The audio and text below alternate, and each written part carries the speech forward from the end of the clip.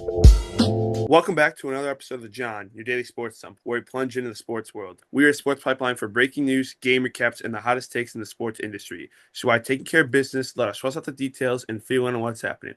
Take a seat, get comfortable, and make sure you have plenty of TP. Today, I'm joined by Ollie Goss, the assistant coach for the Bradley women's head basketball team. Coach Goss has worked his way through high school, AAU, and all the way to the Division One level, spending multiple seasons at Northwestern. Then obviously now he's at Bradley. Ollie, thank you for taking time to join us today.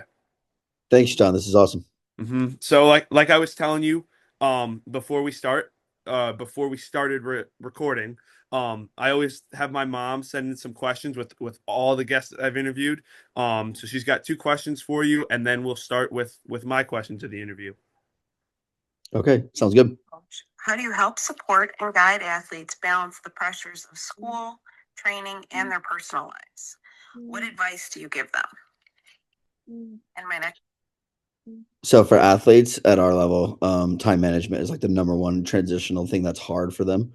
Um, they're used to being in high school where by the time they're seniors there, like some of their classes are a little lax and they have study halls built in. Here, your schedule is almost built from 9 a.m. until 9 p.m. at night, with homework, study halls. We as a staff are pretty accommodating to our students. We if they have to miss a practice even for class, or if it's like something that's really important like a test or anything like that, and like, oh, we have to miss, can I get out 15 minutes early, those kind of things. We are accommodating for that, having worked around high academic students at Northwestern Mm-hmm. and even here at Bradley. We are definitely accommodating with that, but we always recommend, you have to plan out your day accordingly. Mm-hmm. You never know if practice could go over, you never know if, just what could happen. Say I need to get extra treatment. You have to really plan that, and that's usually the hardest transition for freshmen that we have on our team. And then by their sophomores and juniors, it's like the easiest thing in the book. It's like, all right, Totally. I'm used to it now, and now I know how to work with it. Mm-hmm. But we also have a great academic advisor here with and Peter Davis. He helps all of our kids out pretty well. Helps keep them on schedule, and if they need to be in our study hall room excessively, then they are. And that usually pans good for them as well. Totally. I think even right, I wasn't obviously a college athlete, but there's definitely a jump when you're going from high school to college in general. Now being a Division One athlete is, I mean, that's a big swing in itself, and then you got to deal with the whole lifestyle change of being on your own for the first time. Like that's a big change. Yeah, absolutely. It's incredibly difficult. That's why Division One athletics isn't for everybody, and Hmm. it's just by the time you're a senior in high school, most kids are like, all right, I have like 4 classes now because that's all I need to graduate. So you Yeah. go from like a senioritis to like the freshman like zap, and it's Yes. very difficult. Totally. So then she's got one more question, and then we'll go with my questions. All right, sounds good. Question. How do you encourage your athletes to maintain a balanced diet, especially with college life often making healthy eating choices more challenging? Yeah, absolutely. Well, we provide a lot of different nutritional resources for our student athletes. We'll do post game meals after every meal, and they have a menu that's more nutritionally balanced rather than like, hey, we're just gonna rip McDonald's every night. Like we don't really do that, obviously, at the college level. And we also have a nutritionist, that works with our kids, and he kind of plans the meals on the road. He works with different menus, hand in hand with our Dobo, who, excuse me, our director of operations, who picks all of our meals on the road. We go pretty balanced with that. But when they're not with us and they're on their own, it is, hey, you got to watch what you eat. You can't just like what you put into your body is what you'll get out of it. Mhm. So if you're putting in those kind of, I guess, wouldn't say nutritionally balanced meals or foods, it's going to show on the court, and it does. So, kind of stress that a lot with our program, not to an extent where everyone's like, oh, worrying about like we're not calorie counting every day or anything like that. But it is something that's a point of emphasis with us. Totally. And I talked about this early on in my first open, like my open, my introduction. You have coached at high school, AAU, and now obviously you're at a Division One level. You're at Northwestern, and now you're here. What is that kind of experience like where some people just go from being a GA to a college coach, where you've kind of had the slow rise of AAU, high school, college? Like, what is that kind of, and how does that really help you? Well, my path was honestly a lot of luck. My mom actually had just sent me an article. I started coaching youth basketball when I was an eighth grader. I was a fifth and sixth grade basketball coach for my little brother's team because they needed a coach, and I thought it would be cool to start with my friends. And we kind of did that throughout our high school career. And my mom had just sent me an article 2 days ago from like our local newspaper, and it's like, oh, these four kids were coaching their team, like their kids, and I honestly, and I didn't think that back then, but I put in the article that I wanted to be a basketball coach. And it didn't matter where it was. I loved coaching basketball. It's just kind of what I do. So every year after that, I grew. Like when I went to college, I was coaching high school. When I graduated college, I got into the GA. I was a GA at Northwestern, and then have just steady growth. And it required a ton of patience. There were days where I was in tears at home because I didn't have a job at the time, and I was highly educated with a master's from Northwestern. And the sports industry is not for the faint of heart. Really, it was a challenge to get there, but it led me to my wife, my daughter, who's here. It really did. Like the investment. I tell everybody who wants to work in sports, like, and because somebody told me this back in the day, be ready to work long hours for no pay. And Mhm. I didn't get paid either year I was at Northwestern. So it was honestly an investment for my parents as well. Like my mom, I was calling my mom like, "Hey, can I get like a couple $100 here?" Like, and I started Ubering. So that's how I really got through it all. It's like that there's no time, and Uber was a job that I could just work when I want to. Mhm. So it made that struggle of financially, because it was a challenge for sure. Um, it made that struggle worth it in the end because it led to so much more for me. Um, the struggle was real, and when I was in it, I was like, oh, it was a mess. I was calling my mom like every other day crying. It was just brutal. But then past the struggle, I look back and I was like, man, that really helped me grow in life for sure. Mhm. And everything I did, I invested in myself and my career, and I think Mhm. it's gotten me here. Um, like I said, my wife, my daughter, it's really led me to this. But there were ebbs and flows, but it's helped me get here. Totally, totally. And kind of you talked a little bit how you were at Northwestern, both with the men and the women. Mhm. What has that Big Ten experience been like, right? Because now more than ever, you're seeing guys like five, four-star guys going to these mid-major schools in both men and women's because they're right. All the Big Ten schools are going and grabbing pros, and you were able to experience what it's like to be a Big Ten program play against Big Ten opponents. So, what has that kind of been like for you? And as you and we'll talk later about Coach Pop and your wife, how you guys are working on rebuilding Bradley to one of those best mid major programs in the country. So, what has that kind of been like to be at a Big Ten level, see those kind of athletes, and what it takes to be those high level players? Yeah, I wouldn't even say it's about the athletes. It was honestly more about the coaching structures on both sides. So I worked for Chris Collins, who's still at Northwestern. He's had an incredible career there. I think he's a few wins shy of being the most winningest Northwestern coach in the history of the program. I also worked for Joe McEwen, who is still there, and he's retiring this year. He's one of the best basketball coaches in the history of women's basketball. And he also is the winningest coach at Northwestern women's basketball and one of the winningest coaches in the Big Ten. So I was set up two very different coaching styles, and between Coach Collins and Coach McEwen. But that, like, it was a pro model. Like Coach Collins is really where I learned a ton of X's and O's. Like I got to the bench side and I'm this, oh, I've been coaching high school basketball. I've been doing this. I've been doing that. And you get humbled so fast. You get humbled just so fast. And I did for sure. And I didn't know anything. Looking back, I was like, I didn't know anything when I got to that level. And it really did. The people I worked around and the competitiveness of the environment really, like, if you don't, it's sink or swim. Like you really had to Mhm. figure it out, otherwise you weren't going to last. And I think I kind of did. And then really transitioning over to the women's side with Coach McEwen, still obviously at Northwestern in the Big Ten, um, the environment that's there and just the care for players. Not to say CC doesn't, because he does, but Yeah. Collins doesn't, but he does. It was just very different from the women's side. That transition, men's side, it's very like, hey, we got to go, go, go, and then the women's side is a little bit different. Uh, Mhm. Still, the structure is the same in the pro models because they were both pro models, and we had an incredible experience on both. At one point, I thought I was just I was along for the ride. I went to the men's tournament for the first time in school's history Awesome. at Northwestern, and then we won the Big Ten for the first time in 30 years at Northwestern. And it was something Wow. like, at the start of that season, we didn't think no one ever talked about us winning the Big Ten, and all of a sudden we did, and it was the coolest thing. Those moments in sports just are like memories to me. But to kind of answer your question, bringing that Big Ten experience to Bradley is we try to run our program like a P4 program as much as we can, be based on resources. But it really has helped, and we kind of know what it looks like as far as to get to that level, which it took a while with our kids here at Northwest or at Bradley. First couple of years, I mean, we inherited what was a significant rebuild, and we knew it, like it was going to take a minute, and it took a little bit longer than we might have thought, just with injuries, with different situations, culturally.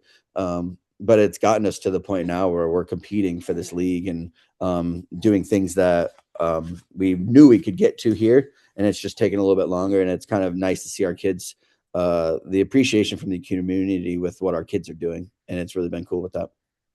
Totally. And I think you hit a perfect spot. My dad's a water polo coach, and he's been coaching like it feels like almost it sounds like I mean, obviously my dad wasn't coaching water polo in high school. He was playing and he played in college and stuff. But Mhm. right when he was done, like started coaching right away and was with coaching high school boys until I think or, 2 years ago. And he's been the head coach, New Trier. I don't know. I know you're new to or Yeah, newish I know to you you too. know New Trier. He coaches their women's water polo team. So like, you know, top of the line, like for high school in Illinois. And he told me, I was like, Dad, I was talking to him one time. I was like, Dad, what's the biggest difference? And he's like, I don't have to be as aggressive. It's a completely different coaching style. Like if you told me 5 years ago, my dad is a vocal guy. Like he's not. He's very similar to you. He's not a. He lets his emotions be felt by his players, by everybody. Like you can tell when he's mad. And if you told me 5 years ago that this dude would be meditating at a sectional championship game at halftime with his players, I would have thought you're crazy. So like I think you make a valid point as some people might be like, I don't understand what's the big difference. But I've literally seen it from the person who I look up to the most in my dad. He went from, I mean, he's still, don't worry, my brother and I still get him going at home. But when it comes to coaching, he has switched. Like it's a completely different because he's like it's a completely different atmosphere. Like with guys, you have to be a little more kind of aggressive, whereas girls, he said it's been a lot easier for me to communicate and then to understand it a lot more. Like I think that was one thing that really stood out to me when you were talking about this is the coaching difference on both sides of both being a man and a woman's coach. Oh yeah, women are way more coachable than guys ever have been. And we still get, you've been in our practices. We still get after our Oh team yeah. for sure. And people really think it's like a drastic difference from men's and women's basketball. It really isn't, because we run all the same stuff. Like Hmm. if you watch our men play, you watch us play, we're running a lot of the same stuff. We run a pro style offense. Hmm. That you'll see a lot of colleges. You may see like the Memphis Grizzlies run a similar type of offense. Hmm. We run those types of things, so it's all the same. It really is. It's just different aspects of the sport. Like Exactly. the officiating is completely different. It is just Hmm. absolutely different, and it's just that Hmm. way it is. There's just different things with it, but as far as coachability goes and just enjoyment of being around teams, like there is not a drastic difference between women or men. It's really cool. Um, Exactly. it's just really cool. And I enjoy it. Ever since I came to the women's side, I've never been like, oh, I'm on the women's side trying to get back to the men's side, because I've just enjoyed it so much. I really have. Exactly. Exactly, and right, we talked about how you were at Northwestern. Now you obviously made the jump to Bradley in Mhm. 2022. What made Bradley the right place for you to be like, all right, like this is where I want to start? Yeah. Well, my wife, that Mhm. really helped a little bit. We were engaged at the time. But I know she's talked a lot about this. She's an alum of Northwestern. I am as well, with Mhm. my master's there. We saw Bradley as like the Northwestern of the Missouri Valley, kind of, right? So a private school, more academic than most of the like the rest of the conference, really. Um, and being that small niche school, and that's where we had success in Northwestern. And she saw that the just so many parallels with that. Like not a ton of history here, quite honestly. There's really not. There's only one banner up on our gym right now. Exactly. But there really weren't any banners when we were at Northwestern either. So it's something that we really thought about, and it was like, yo, this is a cool job. It's similar region, similar landscape. So all the same recruiting contacts that we'd had at Northwestern, or at least my wife had at Northwestern, were similar to here. And then it was, this conference is so cool. Like, this is the coaches in this conference are ridiculous. Like, if you just hands down, like these coaches at the mid-major level, with top to bottom, like they're doing things that not a lot of other mid-major programs and conferences are doing. So you have to be on your game. And it took us a while. We got humbled our first year. I tell everybody I was a horrible coach my first year. I just transitioning to it was a challenge. And then now I feel like we've gotten there a little bit. But Bradley is itself, the high academic school, it really kind of represents what Coach Pop is. Like, she is a high academic kid, our student coach. And it just, the players reflect who we had at Northwestern at the same time. So we didn't think the transition was going to be that hard. Yeah, and you touched on it. I had to ask this, right? It's rare to see anyone, right? A couple work together, even brothers. What is it like working with your wife and going through the whole day-to-day process? You guys go through it together. So what is that kind of like, coaching with your wife, your best friend? Yeah, so it helps, but because we like each other, we can deal with each other at times, whether it's good or bad. Like, we always have the patience with each other. Um, we excel in different sides. Like, I'm like offense, offense, offense. I'm always thinking about offense, and she's always defense, defense, defense. So it's like yin and yang kind of thing. But it just requires a tremendous amount of patience, and it's like, it's not. I guess it's rare to hear in sports, but on the women's basketball side, there's actually probably 10 to 15 couples on Oh, wow. programs. So it's like a little fraternity sorority kind of thing, that, like, there's multiple resources out there for us. And we had our first child this year, and that's even made it a little bit more stressful. So right in the middle of the season, you can't time these things, but that's even made it more like, she's like, hey, I have to watch film here. I'm like, oh, okay, I have the baby, she's up. And it's like, oh, I have to go watch film, it's my scout. And she's like, all right, well, I'll take the baby then. So I mean, you've been in our practices. Mira is around, who's right here. She's sleeping, she's doing very well through this. Um, but she's in our practices. She's 2 months, 2 months this week. So we can kind of start having a little more people babysit her a little bit. But that's been the hardest transition this year. Is like, all right, now it's not just Pop and I. It's now we have Pop, I, and Mira. Yeah. Really, on the list, I'm the least important on those three. So at all times, we're taking care of Mira, and she's a factor in what we're doing. But we're making it work, and it's been really fun. But as far as coaching with your spouse, it is, you just have to know that nothing. I mean, you have that trust with each other, and honestly, between coaches, trust is the number one thing. Like, it really is. Like, and I think, to me, at this level, that's the highest thing you could have between a head coach and an assistant, is that trust. And obviously, we have that, because if we didn't have that, we wouldn't be married, right? But the trust that we have between each other is something that, nothing's ever personal. And there is high stress environments. There's high stress moments. I get chirped all the time, and I probably get away with a little bit of stuff as an assistant, who's also the husband. But we've made it work, and it's a fun environment to be around for us. We're very thankful of the staff around us as well, because if they didn't trust us, or it's so quickly to be like, oh, well, she's his husband, or he's her husband, and all of a sudden that can cause issues. And the trust that we have between the rest of the staff as well is really allowing us to do this. Totally, totally. I think you hit a perfect spot. Right, you talked a little bit scout, film, player development. You've done a lot in your basketball career. What would you say, out of all of those, would you say is your favorite? Like, you enjoy doing the most? Oh, that's a good question.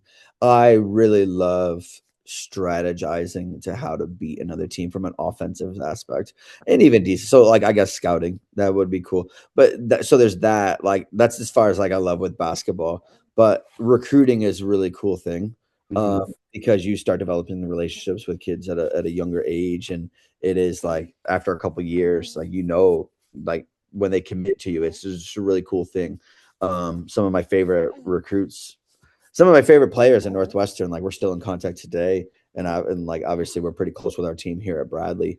The relationships, like, yeah, everyone's gonna, like, as far as basketball goes, like, the X's and O's, like, to me, that's something that's really cool. And not every coach is like that. Like, I'm not, like, I will say, like, I'm not like a huge player development coach. Like, that's not really like, I can do it, right? But it's not like, oh, I'm this player, I'm gonna develop this, right? more structured systems with a program. But everybody will always say the relationships, and that to me is the most important. Like Mm-hmm. our team at Northwestern, they were there when Pop and I got engaged. Some of them are the staff that we worked with at Northwestern was at our wedding. Our team was at our baby shower this year. They've kind of seen us grow like throughout. We got married, and like we had a baby. Like that's just like they've kind of experienced life with us. And Mm-hmm. our families aren't really around us. Like they're around, they'll come and visit, but they're based in Ohio, so it's not like they're down the street every day.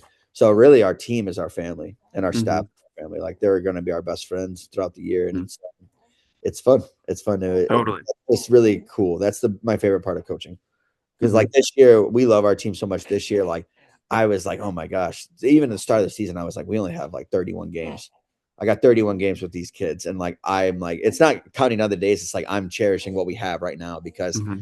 everything comes to an end, and it will. But it's like, oh my gosh, I love these kids so much, and it's been fun to deal with them. Mm-hmm. Totally, totally. And I think you kind of hit it right on the spot with recruiting and stuff. Recruiting is so big now, especially with Mhm. NIL, right? Everyone will say they're going to leave for money or for stuff like that. But I think for if you're a recruit, I'm going to go somewhere where I trust the coach, where I believe what they're saying more than the dollar figure that they're giving me. Because if I'm a player and I want to progress as a person, I'm going to go to the dude who I trust more, who has been everything that he said has been true and come to fruition. I'm going to go there rather than a place that just they recruit me a little bit, but they don't put as much money into it. And that's kind of a perfect segue to my next question. When you're looking at recruits, what stands out to you besides right averaging 20 points and 15 rebounds? Like besides the stats of basketball, what are you looking for when you're looking at recruits? Yeah, honestly, it's a little bit more of the intangibles. This year, we've stressed a little bit more on shooting, which isn't always the intangibles.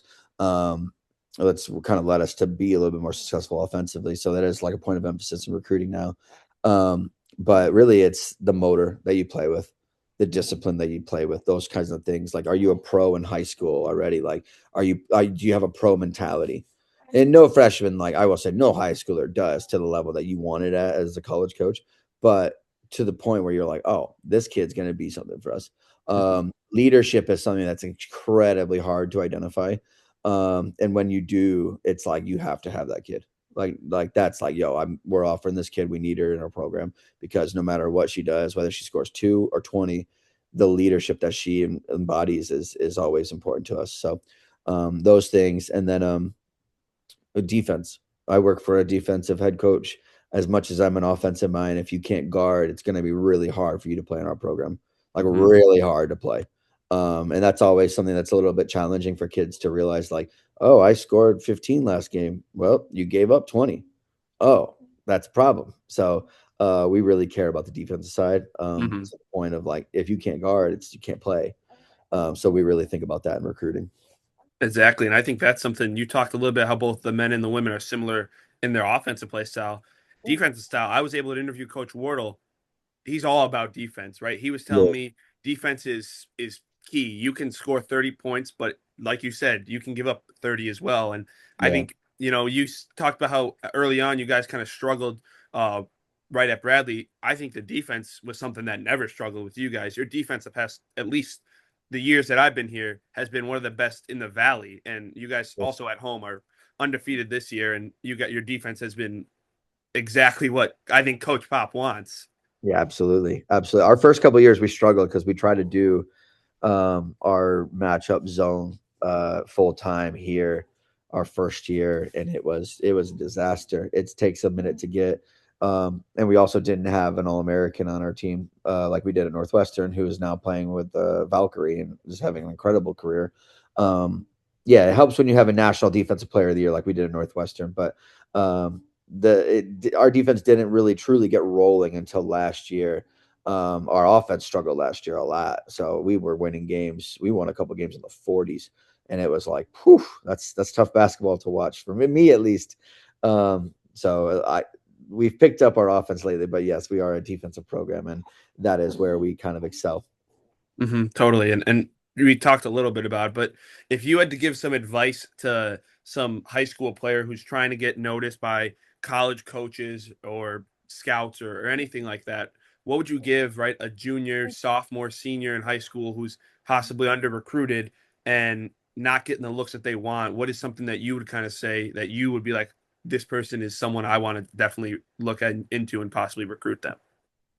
Yeah, it would really be evaluate what level like that you think you can play at to start. Because if you're not starting on your high school team and you're like, oh, I want to play at Northwestern, that's just really unrealistic, right? So that's just the first thing. The second thing would be evaluating what your exposure's like. Are you playing at the right tournaments? Is there any college coaches at your tournaments from an AAU standpoint? What type of program do you want? And really think about everybody. Well, I think a lot of kids get caught up in like the name, like, oh, I'm getting recruited. Oh, I got a phone call from blah, blah, blah university, right? And they're Mm-hmm. D1. This is really cool. What kind of experience, though, are you about to have at that program? Like, I really like college basketball is all about, like, even just college in general, is really about the experience and how you're able to learn. And whether you're like, oh, if D1 is your dream or Big Ten or whatever, that's your dream, then like, yeah, go for your dreams. But then at the same time, like, at what cost is the dream going to happen for you? You know what I mean? So like, it's like the experience is the most important thing. Mm-hmm. So I would just be like, be where you're at. Like when I say that, it's just like, don't be comparing yourself to other kids. We have that a lot. And like, I've talked to a lot of parents about that with, recruitable athletes that they've asked me questions. Be where you're at as much as you can, because when you start, oh, that kid's got an offer from them and that, you have no clue what that kid's situation is. You literally have no clue. Mm-hmm. Like that could just be just words and it really doesn't mean anything. That happens a lot in this industry. So just don't play the comparison game is what I would say to start, and that'll keep you a little humbled. And then as you start to target schools that maybe are fit you academically or fit what you're looking for as far as a program or coach, like reach out to those schools and be like, hey, I just want to let you know I'm at this tournament. If you're there, I would love for you to come see me. Here's a highlight tape. It's quick. We get emails every day. I get at least 10 emails every day from recruits or people wanting to get recruited by us. So it's hard to sift through those as well. But if like we all in women's basketball, we post what tournaments we go at. So just evaluate what tournaments you're playing at in the summer. Mm-hmm. But you don't have to play on the big Nike teams or anything like that. You just have to be at the tournament. Because if you're Yeah. at the tournament, I can go walk over to your court and see you. But if Mm-hmm. you're not, I can't make my travel arrangements around that when I'm supposed to be at a tournament with 30 kids at it that I know we're recruiting, compared to one that I know I don't even know like what about you. You know what I mean? Mm-hmm.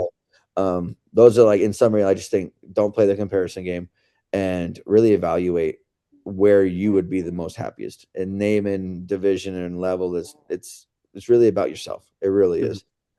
And then exposure, just making sure Totally. the right tournaments. Totally. And to Hey, kind of, I'll plug another podcast as far as like um yours. I'm happy to be on this podcast. There's one I listen to religiously. It's Youth Inc. by Greg Olson. okay. He interviews a lot of different athletes or people in sports, but they're parents of kids, and it's really about the recruiting process and like what parents go through, right? Like I see it from my side. I'm not a parent, like I am a parent, but like we got a ways to go until we're getting recruited here. But from a parent standpoint, like he provides a lot of information and just talks out situations that maybe a parent would have to deal with. And like, even if you're not a parent, like you're a high school kid, you're still dealing with that same stuff. So it's nice to hear that. And I've Mm-hmm. told everybody who was asking me this kind of question, what would you say to a kid? Listen to this podcast and it'll help you out a little bit.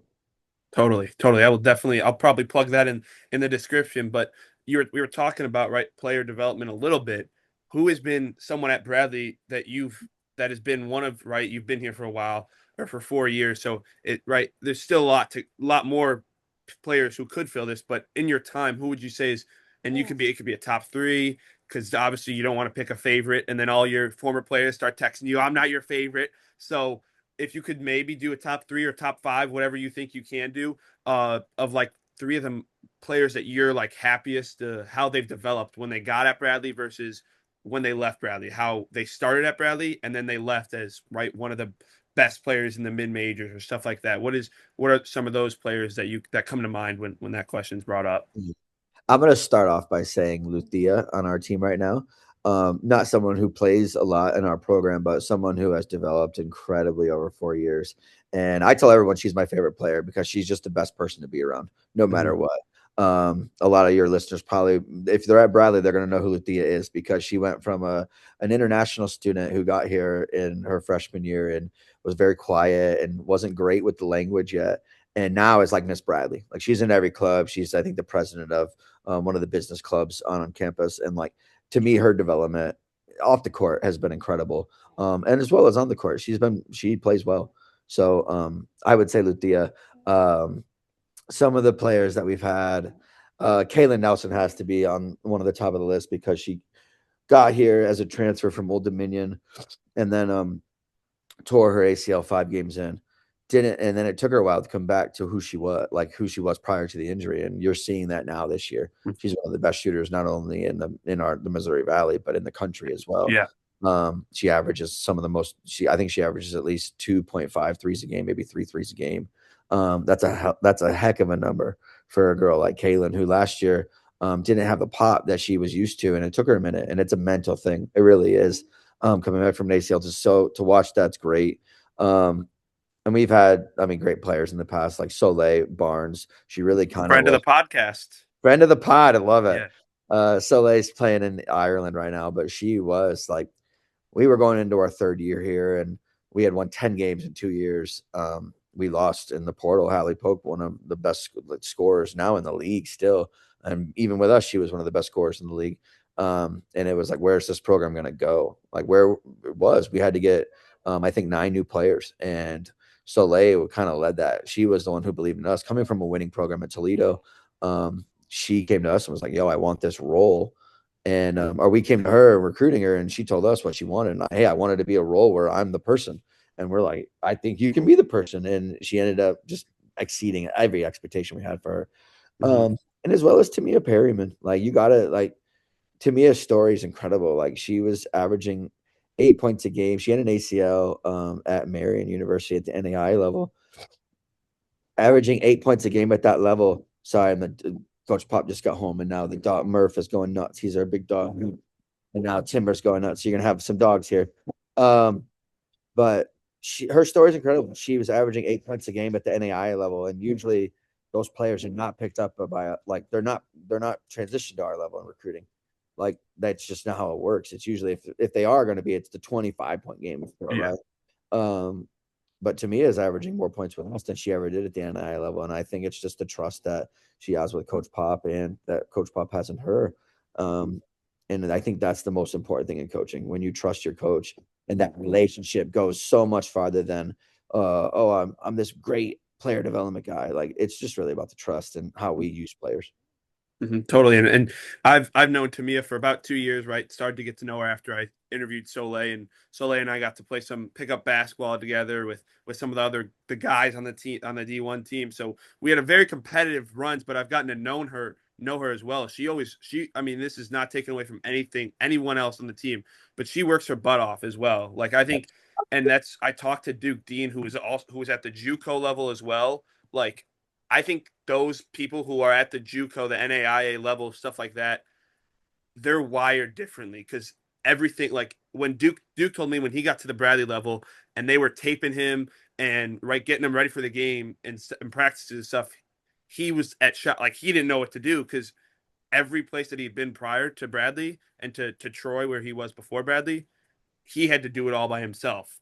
And I think those players, and this is not taking anything away from the D1 athletes who are get go to D1 right out of high school. I just think the NAIA, the JUCO level players are wired differently because they have to work for everything and work so much harder.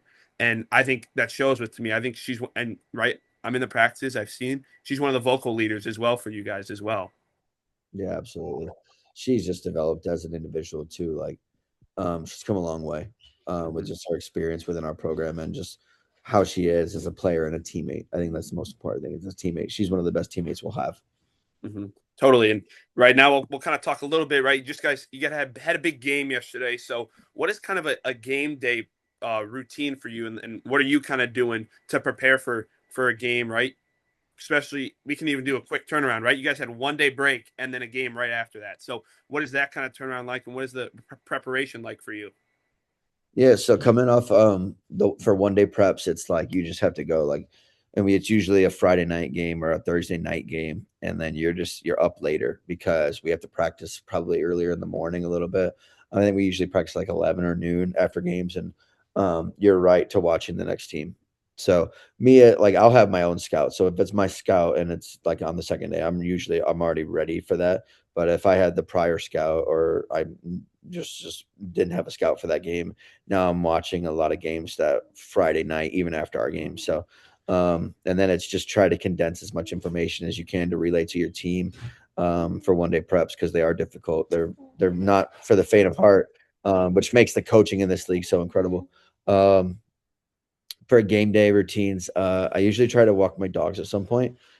Just as those 2 o'clock games will sneak up on you, and we always have a shoot around in the morning. So, walking the dogs and then taking just a little snooze right before the game, I think it resets the mind Hmm. and kind of keeps me in a calm atmosphere, which Yeah. is always my forte. So it helps a little bit. For the night games, it's nice. I always will walk the dogs in the morning, pending the weather, which has been a frozen tundra out here for the last week. But they'll go on like a 3 mile, 4 mile walk in the morning with me, and that's always fun. Hmm. That's what um that's like my mental therapy is just the walks Okay. and thoughts. Coach Pop calls them Ollie thoughts, and I usually will come back from each walk with like a hey, I thought about this on the walk. I think this is a great idea, and it's like all right, let's implement that when we can, just not right now, Hmm. because it's 2 o'clock in the afternoon, right? So it's a little bit different, but that's usually my game day routine. Totally, totally. And we talked a little bit about the program and the culture. Since joining the staff, how have you seen the culture of this program s- kind of evolve? Right, we talked about it earlier. You guys knew when you took this job it was going to be a rebuild, and now we're starting to see the benefits of that. Right, you guys are starting to become. You talked about it, competing for the Valley. Like you guys are competing this year. So, what is something that you've seen kind of change with the culture of the program? Really, it's the competitiveness to win. Our first couple of years, it's your team's practicing, they're playing hard, but to the level of what it takes to win, the last 2 years is what we've kind of increased that. That and then the togetherness with the staff, with the team. Those first 2 years, we weren't a together team at times, and it showed on the court. These last 2 years, I think we've gotten to that point, and it shows just exemplary on what we've done. We've come back and wins. Our first year, we were down. We were never coming back. That's just how it worked. This year, in the last 2 years, we've been able to, hey, we can take a punch in and throw a couple punches back. And that only happens when your team is together. If they're not together and you get punched, then everybody splinters, and then that 10-point deficit goes to 20 real fast. That's basically that mindset is that competitive, like, and it's the addition of the players that we've had here. Like Soleil was the start of it. She had been in a program that had won before. Kaylin coming back has like that's continued that. They're players that have, hey, I don't want to lose. Like I hate to lose. Maya Wardle is the epitome of that. She is one of the hardest players in our program. You'll never question her effort for sure, and that's because she refuses to lose, in everything that she does. And those types of players and leaders can really take your program to the next level. Yeah, Maya Wardle, also another friend of the show. Interviewed her earlier Yeah. this year before the season started. Um, what are some non-negotiables for you and the staff that you emphasize towards your players every day to kind of hold them accountable? Because right, we're all human. The team, players, everybody has an off day. So, what are some non-negotiables that you as a staff kind of emphasize to the players on those off days where maybe the shots aren't falling or the defense isn't or the practice guys are kind of beating them a little bit on the defensive or the offensive side of the ball. So, what are some non-negotiables that you guys sort of emphasize towards them on even when they have an off day? Yeah, how hard you play, like that's always one. Like you may have an off day, stuff may be going hard. They may be hard for you out of basketball. There may be some outside factors in your life, but at the end of the day, if you're coming into practice and you're not playing hard, that's an issue. We can't have that because then what kind of example are you setting for your teammates? If we let that go, then now all of a sudden it's well that person didn't play hard and I'm having a rough day, so I'm not going to play hard. And it's like no, that does not work like that. And you may not make every shot. That's cool, but you still have to defend within this program. It's just what we require here. To us, from a basketball XO standpoint, like we allow our kids, everybody can shoot threes. It's just how we play. but you better be on the glass. Like your teammates better be on the glass on the offensive side, which we've gotten better at times this year. It's still a point of emphasis for us and still room for improvement. But that's something that if you shoot the high clip of threes that we do, and we do shoot a lot of threes, um, you have to be able to get those rebounds because you're only going to make two-thirds. You're only going to make a third of them. So what are you doing with the other two-third misses that you'll have out there? How is that impacting the game? Totally. And right to kind of build off of that, if you're given a right, obviously I'm not a player or recruit, but if you're trying to pitch to a player, what would you say is a reason why you want to come, if you're a player, why they should be interested, why they should look at Bradley and be like, all right, this program's on the up right now. Why should I come here if I'm a right? And this is my next question. Um, if I'm a top 100 player, which we have gotten now, but if I'm a top 100 ESPN person, right, 24/7, why do I want to go to a small town in Illinois where I could go to, like you said, a Northwestern or a USC? So what kind of makes from a player perspective, Bradley the right place rather than one of those top Power Four conferences or teams? Sure, a lot of different ways I can go with that. So on the basketball court, I'll start because then I think it's more important to finish with off the court, really. Yes. On the basketball court, we run a pro style offense. We try to play with a lot of pace. You're going to learn pro concepts that will set you up for life after basketball or after college basketball, both from an offense and defensive capacity. We develop our guards. I think every one of our transfer portal kids are now averaging that we've ever gotten here. Have all averaged more points with us than they did at the school prior. So we really identify how to use players correctly within the offense. And it's a very free flowing playing style. It's not, hey, you will run this set every single time, or this is what you're doing every time. It's very much read and react and try to learn the play style like that. From a coaching standpoint with his staff, Coach Pop is the most transparent coach you'll ever find, most honest and really transparent coach you'll ever find. She will tell you exactly what you do need, exactly what you need to do to play, and how to thrive within the program in the recruiting process. And we've had a lot of good feedback from recruits, whether they've come to our school or not, that you're going to know exactly where you stand with us. You're going to tell it, hey, here's here. We currently have this many offers out. This kid, she could take it. That may limit who we can recruit at that point. And then the relationships that she builds within our program, those relationships that we have with all of our players. Like we said, they're part of our family. With our family not being, sorry, my phone's ringing here. I just want to make sure it doesn't go off. With our family not being around us in our state, like in our backyard here, right? They're 8 hours away, 6 hour drives, right? Our players become our family. So our family environment is a thing. And I tell every recruit, like some coaches, oh, we have a family environment here. We legitimately have a family environment because it is our family. Like our player is going to end up like babysitting Mira very soon. So it's just how it's going to work. And then just from a standpoint of like Peoria Bradley, Bradley in itself is tremendously invested in sports. As far as you see, our men's basketball team, they led the attendance figures in the Valley. Mm-hmm. I don't know how many years. They have the place rolling, and there's investment from a community standpoint. We would want a little bit more attraction from our students here because I think we're putting out a really good product right now in athletics. But the community standpoint here is really impressive. Mm-hmm. We've we came here and didn't know anybody, and now I think we have a really great group of people around us as a program that are really supportive. They're invested not only in our team and our performance on the court, but our players after school, like after college, and just making sure they're getting the best out of their experience as well.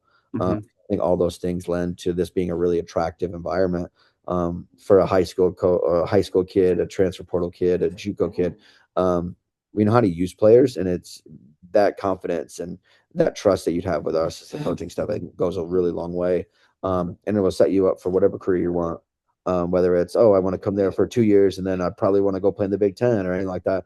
Like we understand what that looks like, and we've been able to be successful with that with kids. Totally. And I think a person who's a exact. I mean, we already talked about Tamia earlier, but I think she's a perfect embodiment of that. Is right. Mhm. She's a under recruited guard coming out of an NAIA. Right. You talked about only averaging 8 points at the NAIA, but comes here and is averaging just as much, if not a little more, and is doing this at the D1 level. So I think that shows exactly like you can spot the talent in anywhere. And to talk about the talent that you spotted, what was it like to kind of, right? You got a top 100 recruit this year. What was that kind of like for you as a coach, but also like right now you're starting to see like the vision that you guys have had for this program. It's starting to come to fruition. You're starting to get not only the under recruited players like Maya Faz this year, a very under recruited, is one of the, I think, in the running for freshman of the year in Missouri Valley. And now you get a more recognized recruit, and you get a top 100. So what was that kind of moment like when she's like, all right, I'm coming to Bradley? Yeah, those are always fun days. Those are always really fun days. Anytime you get any of our recruits, whether they're top 100 or not, we have invested a lot of time in them. So it is like the pinnacle of like recruitment. It's just when you can get that commitment, it's a good time. But I will say, she is sitting behind me now. She just got back from the grocery store, but like Coach Pop, her identification of talent is an evaluation of recruits. Has been really good here. Like it's been incredible, and that's really what makes or breaks a mid-major coach. Because it's like, oh, we can recruit all the same players as, say, like these high end, like an A10 school, right, or like a Big East school. We're recruiting against them, but at the same time, it's like when you're recruiting against players that could easily play at those, or recruiting players that could easily play at those schools, and they go overlooked. It's like that's like the coolest thing. So the players that we've had, like Hallie Polk was our first top 100 kid, Yeah. and she killed it for us. And Soleil was a portal kid for us, and only averaged, I think, 4 points at Toledo. And Yep. up in career, she comes to us and averages 17, and people are like, "Man, how'd you know that?" And it's like, it's the people around in the program, like Pop Johari. At that point, had recruited her. Sam Davis who we just signed, like she's a top 100 kid. She played out of position within her AAU program because she didn't have a 5 on her roster. So a lot of people don't use their imagination and don't really do the homework on like, oh, well, that kid will play a 3 or 4 with me at our level, and it's like I think she will be an incredible athlete here, and it's just taking a little refinement. Some of the players that we've had here, I'm just trying to. Maya Foz is like the perfect example. She only had like 3 or 4 offers. Um, Wow. just that's how it worked. I mean, she's everybody wants her now. I know that. But it's really cool that you kind of identify those players, and really it's Pop, like it's big time. She's an incredible identifier of talent. Exactly. And you talked about how you think Sam Davis is going to be a great fit. Uh, I mean, she's got the genes. Her Yeah, she brothers comes are from a good stock, right? Yeah, two yeah, two NBA guys and dominant. Like when I say dominated, like dominated the Big Ten when they got comfortable, got into the program, and that's, I think, the exciting thing, right? They're going to be like, oh, she's a girl. Genes don't discriminate. Like I no, I this next year I'm gonna be very excited because right this year you're seeing the right next the last season I talked with Soleil about it. You guys ended really hot, and hmm that's transitioned over to this year. And next year you're gonna argue, right? You're the plan. Everyone stay. Most people stay except for obviously the graduates and stuff like that. And then you're adding more talent, and that's what I yeah, love. Right, I love that about college sports compared to NFL sports. Whereas NFL, you don't know who's going to be because, right, like the Bears, right? Bears, Nashawn Wright, great dude, signed him to a 1 year contract. Are we going to have him next year? I don't know. So, like, that's the thing that I love about college sports. And that's one of the things I love about the transfer portal. There's a lot that I don't like. And trust me, I could make a 2 hour long podcast about what is wrong with the portal, how an NBA guy is playing in college basketball a week later. Like, it's bad. But I think that's one of the things I love about it is it lets some of these underrated talent people come to school here and absolutely flourish and be a star like Soleil was. yeah. I think what the portal does, and it works both ways. Um, it makes bad evaluators at the Power Four level. It doesn't hurt them as much because then they'll just try to get the kid the next year after they play. Exactly. So you don't have to be like this incredible evaluator of talent from the high school level because you're just going to try to take the mid-major kids in the portal. That's just how it works. But it can be volatile. Everybody's on a 1 year contract. I know you mentioned the Bears player, but like everyone's on a 1 year contract. It's just Legit. you just have to have the trust in your players and what you're doing as a program to keep your kids. And Mm-hmm. last year we only had 2 portal kids. Both were looking for a little bit bigger roles that they were limited to here. Um, and we kept the majority of our roster, or we kept Exactly. players back, and that was a huge number. And when you can keep your kids, it shows what it looks like the next year. Hopefully, we can do the same this next offseason and keep the same kids. And you never know who we could add in that point. And then you're looking at a team and with longevity and structure within the program. It makes our lives a hell of a lot easier in the summer because we're installing, but it's like, oh, that kid's helping me do it. The Hmm. players are really teaching half the time too, so it really works out when you can keep your players like Hmm. that. And based on the experiences that we've had, we've been able to do that, and hopefully we get to do it again. Totally, totally. And now to kind of talk about, right? Obviously, you still got a lot more to go in your coaching career, but from this point, to this point, sorry, in your current coaching career, what would you say is the biggest, all right, lesson that coaching has taught you from, and this could be from a personal perspective, something about you, something about, right? You got your best friend in the background right there out of coaching and helping with basketball. So what is something that a lesson that coaching has taught you? The lesson that coaching has taught me, I really would say probably, uh, so like the relationships are the most important thing.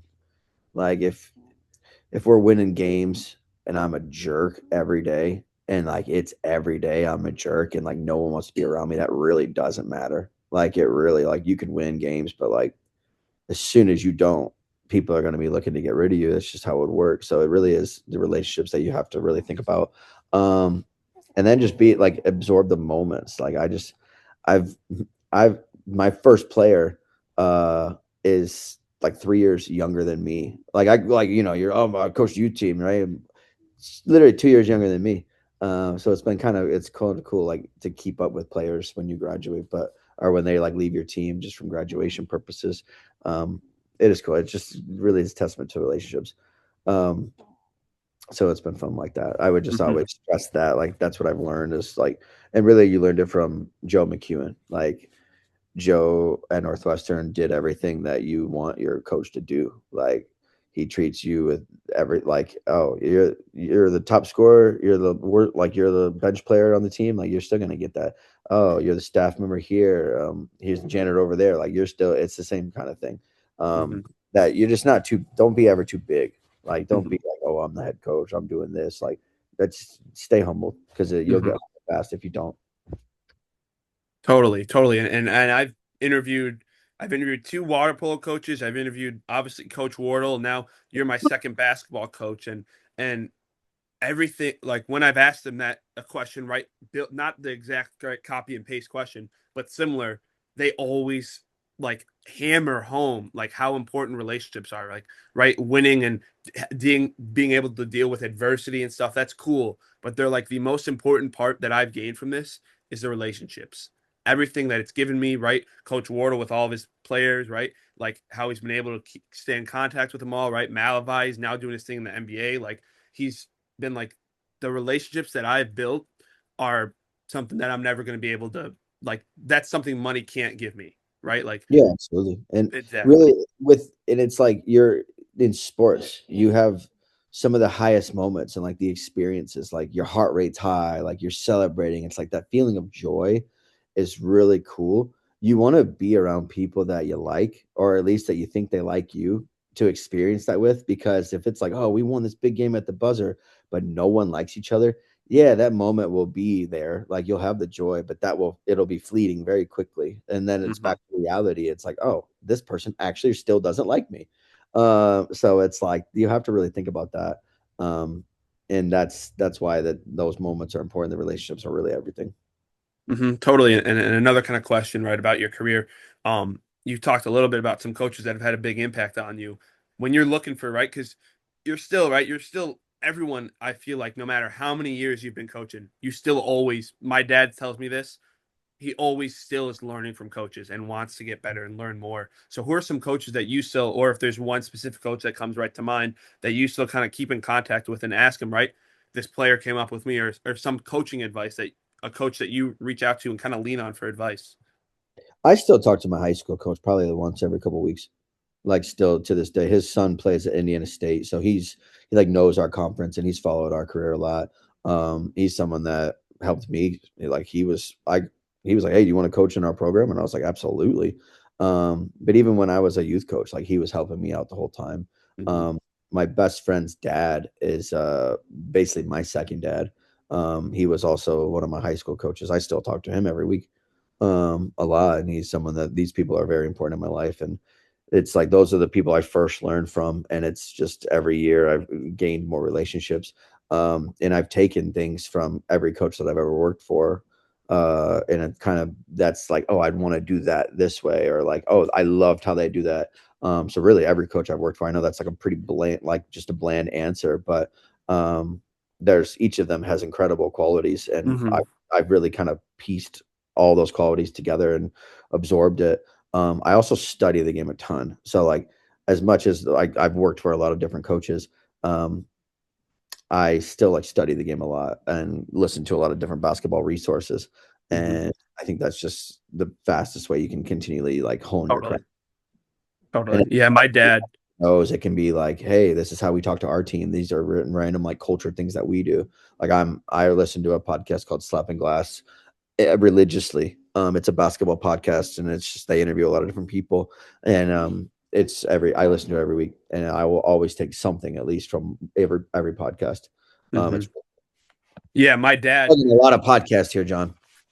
Yeah, yeah. My dad even, I mean, can I remember he's got like he would have tapes, like DV tapes of, and he would put them in the TV of water polo, and it would just be of coaches and of anything, right? He watches coaches interviews, right? Like my dad has literal, like there's in our garage. I know exact. It's a crate with literal like it's like water polo movies basically for my dad. Like, and he just watched them. Like, even though he's at the high school level, he still is always trying. And I think that's something that I love listening and talking to coaches about is like, no matter how successful and right, obviously I haven't interviewed a Rick Pitino or a John Calipari or someone like that.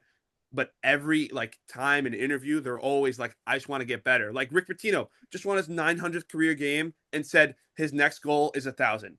Like that just shows like that's what I love about it is even though right it's a coach and they're like, oh, they can't play anymore. They still want like they still are. There's a reason why they're Division 1 head coach is because their motor is different. They want to keep on winning, keep on succeeding, and that's what I think is so interesting about these coaches. Now we got some more like kind of fun wrapping up sort of questions. I got some 4 questions to kind of wrap it up. What's your favorite part about being an assistant coach? That I can really like target just like a department of an aspect of the game. Okay. Like I said, the offense, like that's something that I really like. So I can just dive into that. And yes, I'm always thinking like I'm thinking about defense as well, but with my role in our program, I'm always thinking about offense and how to score. Mm-hmm. Whether it's in the game and it's my scout, like I'm always trying to think of the next step. So that's really my favorite part about being the assistant coach. And we're also boots on the ground as far as like, hey, we're the first call to recruits. Yeah, So having those first calls is like really fun. And getting out on the grind. I do like recruiting. Like I actually really like going to like high school tournaments. Because you'll actually find a lot of different like some of the sets they run, I'm taking to our team. Like it's just how it works. And I do enjoy that a lot. And I think that's a really cool part. totally, totally. And I think you talked about how kind of you're the offensive guy, right? I'm an Illinois fan as well. Brad Underwood, his son, they've said on multiple TV broadcasts, he's like they call him the offensive coordinator for their offense. So you're kind of the offense, right? And I've been in practice. You're sort of the offensive coordinator for Bradley. Now, obviously, right? You'll get the title, but it's not just you, it's the whole team. Everyone works together because the Yeah. coaching staff, it's a staff. It's not just a coach, right? Everyone's working with each other. So that's something that I really took from Matt. What is the best coaching advice that you have ever received? We talked a little bit, right, about guys that you kind of go back to for advice. What is the best? And it could be a quote, it could be something that you remember, an action, even. What is something that you think is that still sticks with you, right? It's like one of those things, right? I could put it on like yeah, where I have that my poster. You could put it on the back of the wall, sort of for you, and it's always there for you. There was a quote that I actually was at a flower shop as a GA, and I remember this. I was getting the senior day flowers for the men that were graduating in 2016, I think it was. And the quote was, "Never get too busy making a living that you forget to make a life." And that one like hit me. Like I was like, oh, I bought this little plaque. It was like $10. And I put that in my room. And I was like, I really thought about that because I was like, yeah, the job is something that is important and it does put like food on the table. But at the end of the day, like you can't just be sucked up in the job. And a lot of coaches do. And it's like the NFL coaches, I saw something that the Seahawks coach is like, I was yeah, about to bring that up. I see my kid for 30 minutes a week. And I'm like, I love basketball. I'm sorry. I love Mira more. I love my kid more. I love my wife more. It's cool that I get to do both with basically both. But at the end of the day, like I really, the life thing is a little bit more important to me. And then the other one is just don't be too big for any jobs. Hmm. I was like legitimately, I worked at a country club and somebody asked me, like, one of the members defecated themselves in like a porta potty. And I had to go pick up literally crap, like literal crap, right? And it was like, man, they asked me because they knew I would do it. And it's like, it sucked, but it was like, don't be too big for any job. It's just how it Yeah. works. And now I'm picking up a lot of crap with this one. I'm literally, yeah, we're changing a lot of crap. So it works all the same. Yeah, that exactly. If you weren't coaching college basketball, what do you think you'd be doing? I'd still work in sports. Like my whole life, I always just said because sports are just so fun to me. It's so like the competitive drive. I've always just been really competitive. I'm the second most competitive person I know. My first is the first that I know is my wife. But um, it'd be in sports. I'd be a high school AD. Like I'd be like a teacher of some sort. Hmm. Um, that's what I always wanted. Like I never wanted to work in sales. Um, it's just not who I am. I don't want to ever ask like people for their money. It's just not who I am. It's just like, oh, cool, you guys are, yeah, that's fine. But like, it's very hard for me to do that. Um, but it'd be in sports in some capacity, whether it's like I didn't want to work in tickets. I did a ticket job before, and that was brutal. I didn't, but that's like the quickest way to work in sports is tickets. Didn't want to do that, but I don't know, something in sports. An AD, Exactly. like when I grew up, I was like, I want to be a high school AD and be able to coach the basketball team at the school I was a high school at, and I was an AD, and I just like that was my goals. Like I just thought that was cool, and just to be around people the whole day. Like I know I need to be around people every day. COVID was the worst thing for me. Totally, totally. And I think, right, that's the reason why I do a podcast, right? I don't want to be doing sales asking, like you hit it on the Yeah. dot for me. Like I don't want to be sitting in a cubicle doing, right, talking to people on the phone. I'll be talking to people on the phone like this, but I don't want to Yes. do the other thing. So my last kind of thing, right? What excites you the most about this program and in the future of this program, right? From right now, right? And then this, right? We gave you a little bit of a pitch, but right, last question, you can kind of give it a pitch as well, right? What makes Bradley what's exciting about this future? What if you're a recruit? Why should I go here? I think that you can look at our team and our program and the core that we have from a youth standpoint. We're actually a pretty young team. I know we have players that are older that play significant minutes, but we play a lot of freshmen and sophomores, and they're all playing significant minutes with us. I think this program is right where we want it as far as like we're going to be competitive in this conference. And we've told our team as long as people stay together, like as long as you guys stay together, we're going to be putting up banners in this conference. I think that's really cool, and that's all the testament to the last couple of years. Those people that have left the foundation, the seniors that we have this group.